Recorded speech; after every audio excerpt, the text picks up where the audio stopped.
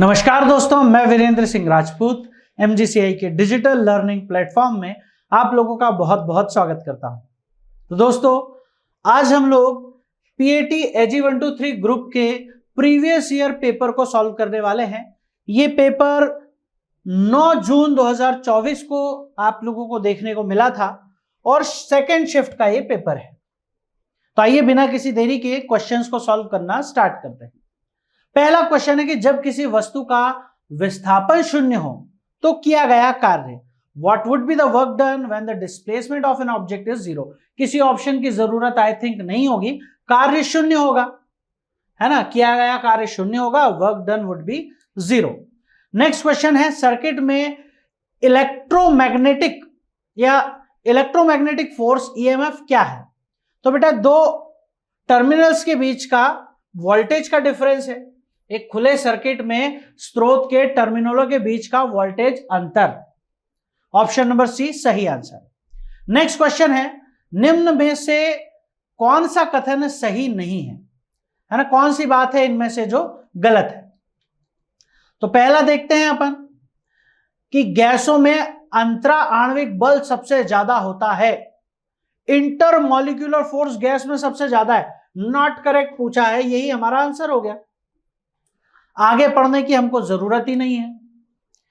Next देखिए, जब एक वस्तु दूसरी वस्तु पर बल लगाती है तो दूसरी वस्तु पहली वस्तु पर वापस बल लगाती है। यह बल हमेशा when one object exerts a force on another object, the second object exerts a force back on the first. These forces are always equal in magnitude and opposite in direction. Option number B, परिणाम में समान और दिशा में विपरीत होते हैं। कौन सा कथन ओम के नियम का सबसे अच्छा वर्णन करता है। तो यह प्रकृति का मूलभूत नियम है।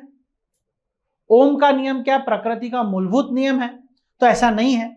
यह केवल धातुओं पर लागू होता है। बेटा, यह बिल्कुल सही है। तो ऑप्शन नंबर बी हमारा ज्यादा करेक्ट है।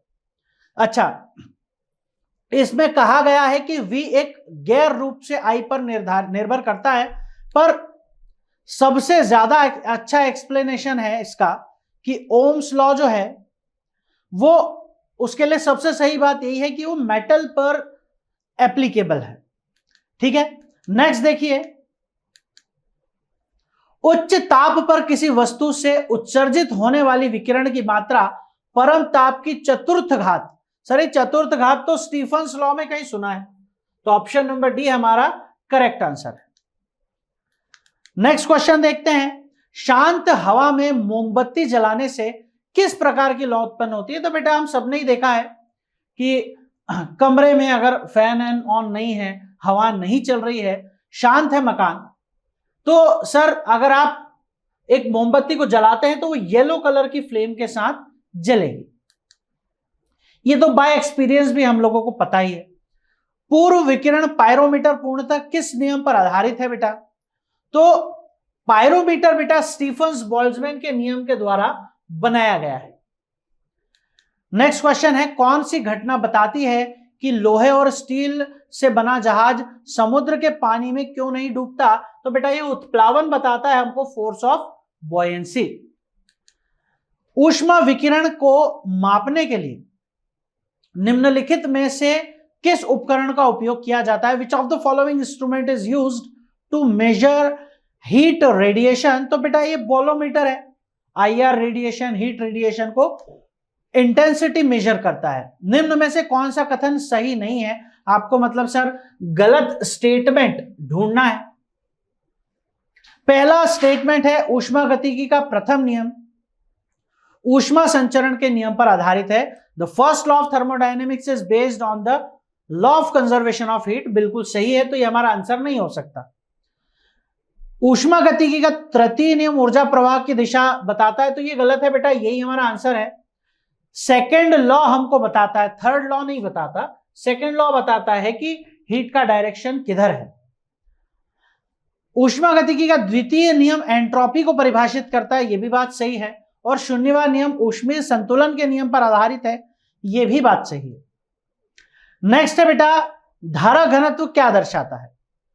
तो what does current density represent. सब करंट डेंसिटी धारा घनत्व J बराबर I/A होता है। धारा किसी क्षेत्रफल से बहने वाली धारा, धारा घनत्व है। तो कंडक्टर के माध्यम से प्रति यूनिट समय प्रवाहित होने वाले आवेश की मात्रा है ना, कंडक्टर से होकर जाने वाले पर सेकेंड जो है बेटा, तो यहां एक चीज कमी है, वो है एकांक क्षेत्रफल, पर यूनिट क्षेत्रफल भी होना चाहिए। जब पर यूनिट टाइम है तो सर पर यूनिट टाइम तो धारा हो जाएगी, आवेश की मात्रा Q/T है तो I होता है, तो पहला गलत है। वोल्टेज के संबंध में धारा के मान में परिवर्तन यानी I/V, ये भी गलत है। किसी चालक में दो बिंदुओं के बीच का वोल्टेज में अंतर, ये भी V है, ये भी गलत है। तो ऑप्शन नंबर डी हमारा सबसे करेक्ट ऑप्शन हमारे पास यहां बचता है। अगर पहले ऑप्शन में प्रति यूनिट क्षेत्रफल भी लिख दिया जाता तो पहला ऑप्शन हमारा ज्यादा करेक्ट आंसर हो जाता। चलिए नेक्स्ट क्वेश्चन देखिए, किस स्थिति में कोई वस्तु द्रव की सतह पर तैरती है? पहला, जब इसका घनत्व द्रव के घनत्व से ज्यादा हो, डूब जाएगी। जब इसका घनत्व द्रव के बराबर हो, गलत। जब इसका घनत्व द्रव के घनत्व से कम हो, option number C, when its density is less than that of liquid. गुरुत्वाकर्षण का सार्वभौमिक नियम आकाशीय पिंडों के संबंध में क्या समझाता है ना? गुरुत्वाकर्षण का नियम देखिए, इन सब में से कौन है जिनको ये समझा सकता है? तो दिए गए विकल्पों में से कोई नहीं है ऐसा, तो पहले अपन विकल्प तो पढ़ लें सारे। सितारों के रंग को बताता है, नहीं, वीन का नियम बताता है। पृथ्वी के चारों ओर चंद्रमा की गति को बताता है, बिल्कुल सही है सर। तो motion of satellite around the sun, around the earth. Next देखिए, आदर्श गैस की आंतरिक ऊर्जा निम्न में से किस राशि पर निर्भर करती है?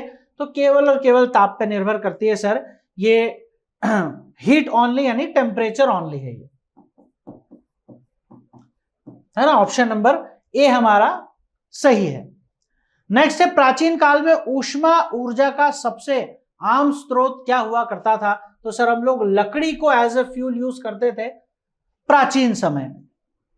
ठीक है, चलिए, अंतरराष्ट्रीय कैलोरी किसे कहते हैं बेटा? तो ये तो परिभाषा है अपने पास, है ना।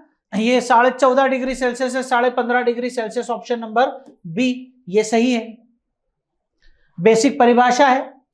नेक्स्ट देखिए, जब जल को 0 डिग्री सेल्सियस पर ऊष्मा दी जाती है तो उसका आयतन, तो sir when the water is heated to 0 degree Celsius, तो पहले क्या होगा? उसका वॉल्यूम मिनिमम होगा यानी डिक्रीज होगा, फिर बढ़ेगा। तो पहले फर्स्ट डिक्रीज देन इंक्रीज, पहले घटता है फिर बढ़ता है। निम्नलिखित में से कौन सा कथन सही नहीं है? हमको सर गलत वाला कथन ढूंढना है। तो सर पहले जो 3 ऑप्शन है वो बिल्कुल डेटाबेस है, हम लोग कंफर्म नहीं कर सकते क्योंकि हमको इतना डेटा हम लोगों को याद रहता नहीं, तो भी हम चौथे ऑप्शन को देख के भी जवाब दे सकते थे। क्या 500 डिग्री सेल्सियस से अधिक ताप नापने के लिए पायरोमीटर का उपयोग होता है? सही है, पर हमको नहीं पता हो तो। दूसरा ऑप्शन, -39 डिग्री से कम तापमान को नापने के लिए एल्कोहल तापमापी का यूज किया जाता है। कोई नया तापमापी दे दिया, उसका डेटा दे दिया, आप क्या करेंगे? तो सर जिन ऑप्शंस से अंदाजा लगाया जा सकता है उन ऑप्शंस की तरफ हम ध्यान देंगे। पारा तापमापी द्वारा ताप नापने की जो परास है -40 से 350 है, जो अपन मरकरी थर्मोमीटर यूज करते हैं वो। तो ये भी सही है, तीनों ऑप्शन ऊपर के सही है।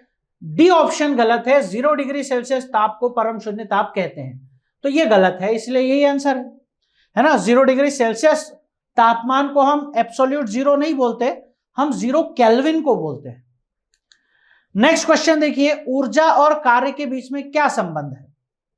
तो कार्य होने पर बेटा ऊर्जा स्थानांतरित हो जाती है, energy is transferred when work is done.